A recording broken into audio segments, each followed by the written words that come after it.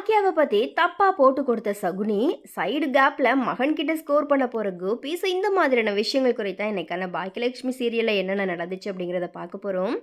So அந்த வகையில் பாக்கியலட்சுமி சீரியலில் பார்த்தீங்கன்னா ஈஸ்வரி மருமகளை அண்டி பிழைக்கிறோம் அப்படிங்கிறத மறந்துட்டு ஓவராக ஆட்டம் ஆடுறாங்க. அதுலேயும் வாய்க்கு வந்தபடி எல்லாமே என்ன பேசுகிறோன்னு கூட தெரியாத அளவுக்கு பார்த்தீங்கன்னா எழிலண்டு அமிர்தாவை கண்ணா பின்னானே திட்டுறாங்க. இதுக்கு இந்த ஈஸ்வரி பேசாமல் ஜெயிலே இருந்திருக்கலாம் அப்படிங்கிற மாதிரியா சொல்கிற அளவுக்கு பார்த்தீங்கன்னா நிறையவே அராஜகம் பண்ணிட்டு வராங்க. அப்படிப்பட்ட இந்த ஈஸ்வரிக்கு ராதிகா என்ற அவங்களுடைய அம்மா கமலா தான் சரியான ஆள் அப்படிங்கிற மாதிரி சொல்கிறதுக்கு ஏற்ப ஈஸ்வரியோடைய அராஜகம் பார்த்தீங்கன்னா ஓவராக போய்கிட்டே இருக்குது. ஈஸ்வரியோடைய கொட்டத்தை அடக்க முடியாத பாக்கியா எழில காயப்படுத்துகிற விதமாக வீட்டை விட்டு வெளியே போன்னு சொல்லிட்டாங்க. ஈஸ்வரிக்கிட்ட இருந்து எழிலண்டு அமிர்தா தப்பிச்சு போய் தனியாக வாழ்ந்தாதான் நிம்மதியாக இருப்பாங்க அப்படிங்கிற எண்ணத்தில் தான் பாக்கியா சொல்லியிருக்கிறாங்க. ஆனாலும் ஈஸ்வரி பேசுனது தப்பு அப்படிங்கிற மாதிரியா பாக்கியாவால் சொல்ல முடியாமல் வாயடிச்சு போய் நிற்கிறாங்க. கடைசியில் எழிலும் இனிமேலும் இங்கே இருக்க வேண்டாம் அப்படிங்கிற மாதிரி அமிர்தா என்ற நிலா பாப்பாவை கூட்டிக்கிட்டு வெளியேறாரு.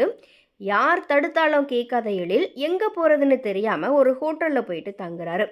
வழக்கம் போலவே எல்லாத்தையுமே தப்பாக புரிஞ்சுக்கிட்டு சொதப்புற இனியா இதையுமே கோபி கிட்ட பற்ற வச்சுட்டாங்க. அந்த வகையில் கோபிக்கு கால் பண்ணி எழிலண்ணா வீட்டை விட்டு போயிட்டாரு, அம்மா தான் அவங்கள வெளியே அனுப்புனாங்க அப்படிங்கிற மாதிரி அறக்குறையாக சொல்லி கொழுத்து போடுற வேலையை பார்த்துட்டாங்க. இதை கேட்டதும் கோபி, என்ன இந்த பாக்கியா ரொம்ப தான் ஓவராக பண்ணிக்கிட்டு இருக்கா, இதை கேட்க யாரும் இல்லாததுனால இஷ்டத்துக்கு பண்ணுறாளா அப்படிங்கிற மாதிரி திட்டிட்டு எழிலுக்கு கால் பண்ணி பார்க்குறாரு. பட் எழில் கால் எடுக்காததுனால அமிர்தாவுக்கு கால் பண்ணுறாரு. அப்போது கோபி ஆறுதலாக பேசிட்டு நீங்கள் எங்கே இருக்கீங்க அப்படிங்கிற மாதிரி கேட்குறாரு. அது எழில் இருக்கிற இடத்த சொல்ல வேண்டாம் அப்படிங்கிற மாதிரி சைகை மூலியமாக அமிர்தா கிட்ட சொல்லுறாரு. ஆனாலும் கோபி எப்படியோ அவங்க இருக்கிற இடத்த கண்டுபிடிச்சிட்டு ஹோட்டலுக்கு வந்துடுறாரு.